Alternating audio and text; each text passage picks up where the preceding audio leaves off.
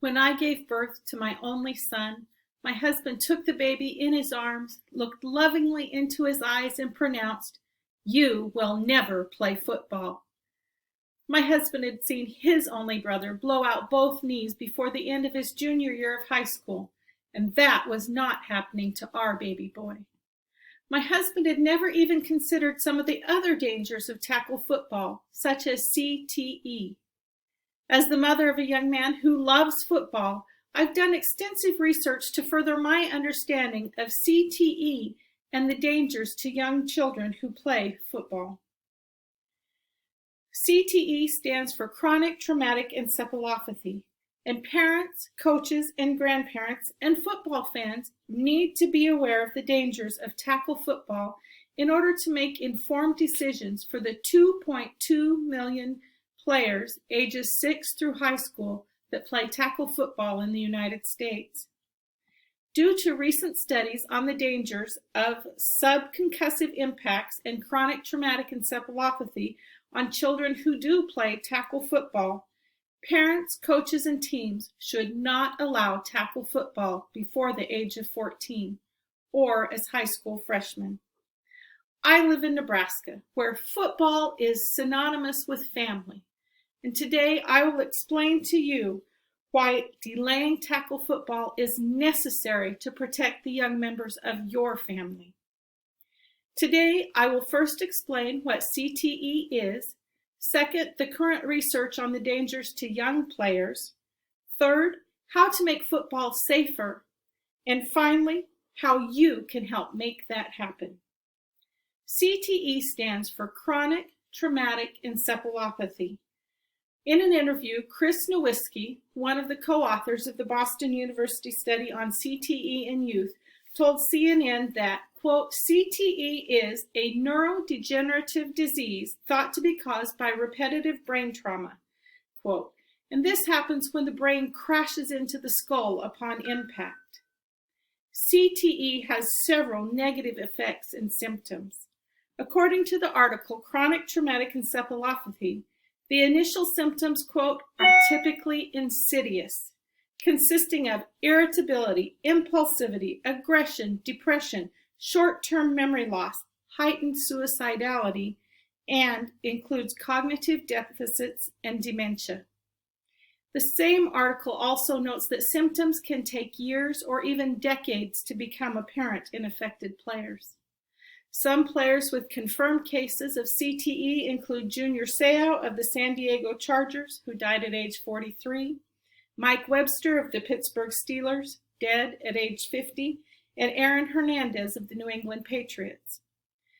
These men, like many others, dealt with issues of suicide, violence, depression, and dementia before their early deaths.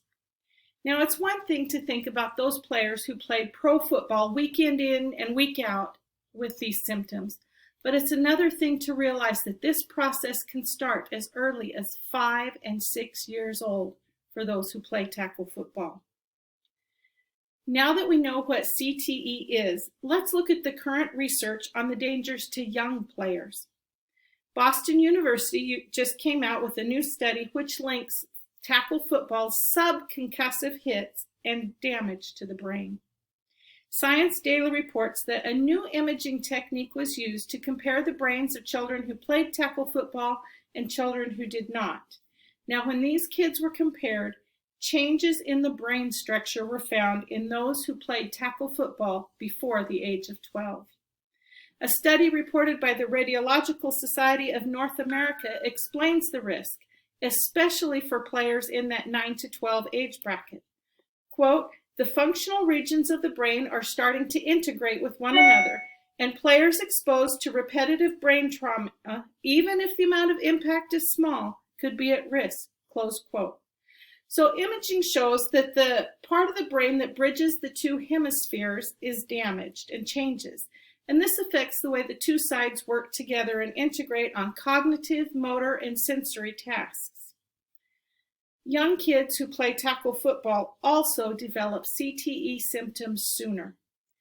Dr. Ann McKee, another co-author of the Boston University study, reported to ESPN that symptoms of CTE occurred 13 years earlier in those who played tackle football before the age of 12. And for every year before the age of 12 that they played, symptoms were onset another 2 years ahead of time for cognitive and mood symptoms. She told Time magazine that even if players don't develop CTE, other neuropathological diagnoses still occur. If your son, grandson, or future son is like mine, he will love football. He will want to play football. How can we stop them? Maybe we can't, but we can make football safer. Knowing what we know and the dangers to young players, let's look at making football safer. Playing flag football until the age of 14 or as high school freshmen is a safer option. The older a player is, the body's more physically able to withstand these hits. And a report from the Virginia Tech Helmet Lab explained that, quote, children aren't just scaled down adults. Differences in anatomy and physiology like head and neck proportions and brain development contribute to differences in tolerance to head impact, close quote. The Concussion Legacy Foundation also explains another reason why waiting until age 14 is a better choice. By then, players have more upper body strength to protect their heads and absorb impact. So playing flag football until the age of 14 also allows players to focus on the basic skills of the game. Quote, flag football can include all the crucial elements of football, such as the strategy, the kicking, the passing, and even the end zone celebrations, with one major difference: no hitting. Close quote. Former pro football coach John Madden, in typical John Madden style, said,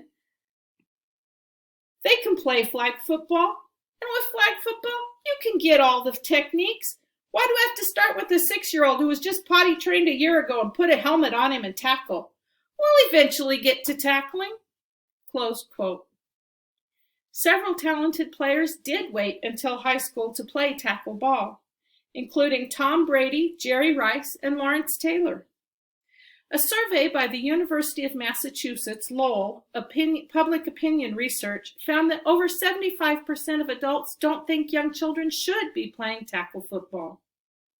By playing flag football until they are 14 or freshmen in high school, it is possible for young boys to play the game that they love and learn to play it well without sacrificing part of their adulthood or possibly part of their lives to CTE.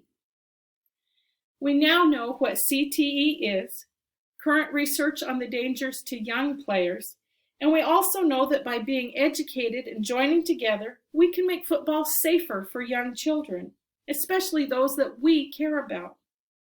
Finally, let's discuss what each one of us can do to make that happen.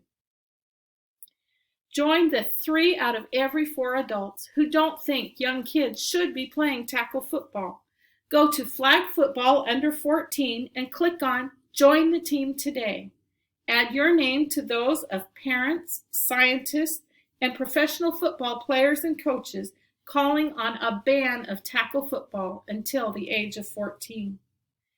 Everyone wants to be on the winning team, and by delaying tackle football, everybody wins. In conclusion, let's review. First, CTE is the result of subconcussive brain damage from subconcussive head trauma. Second, recent studies have linked CTE and youth tackle football, and also brain damage in this age group. Third, youth can play flag football and learn to play football and play it well, while reducing their CTE risk. Most people don't want young children playing tackle football anyway.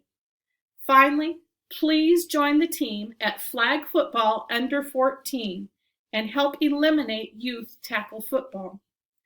Many former pro players and coaches have gone on the record saying they would not let their own children or grandchildren play tackle football, and neither should we.